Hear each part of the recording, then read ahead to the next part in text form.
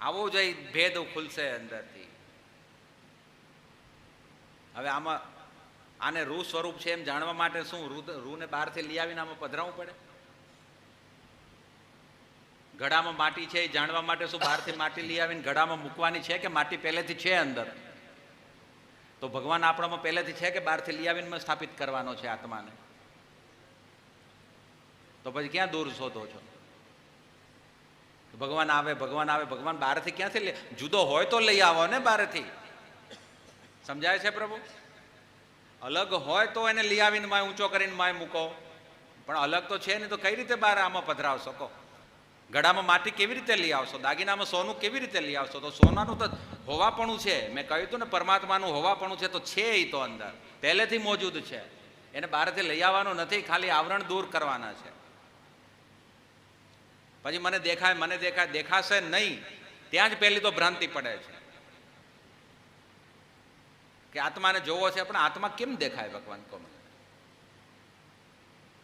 આત્માનો અનુભવ થાય, રિયલાઇઝ થાય, દેખાય નહીં. કારણ કે જોવાવાળો જ પોતે છે. જોવાવાળી ચેતન્ય સત્તા જ પોતાની છે.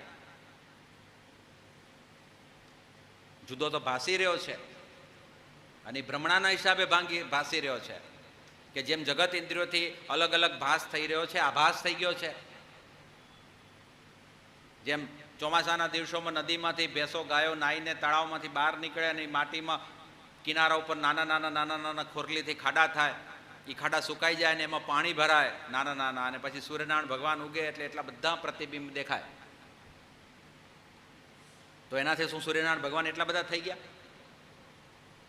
સૂર્યનારાયણ ભગવાન તો એક જ છે. જેવો મેન સૂર્ય ઉપર વાદળો આવી જશે ને ઢંકાઈ જશે એટલે આ બધા અહીંયા પૂરું. આ બધા ખોરલીના ખાડા જ છે, જેટલા દેખાય છે એટલા. બધામાં અલગ અલગ ચૈતન્ય ભાસી રહ્યો છે, એટલા બધા ભગવાન દેખાય. આપને એમ લાગે આ જુદો ને આ જુદો ને આ જુદો. આ નાના પણ એટલા જુદો નથી. આવો વિચાર કરો. જુઓ જ્ઞાન વિચાર્યો સ્વામીજી. આભાસ થાય છે ખાલી કે હું બંધાયેલો છું ને હું દેહ છું. એમ હું એક બહુ સરસ ઊંટનું ઉદાહરણ છે.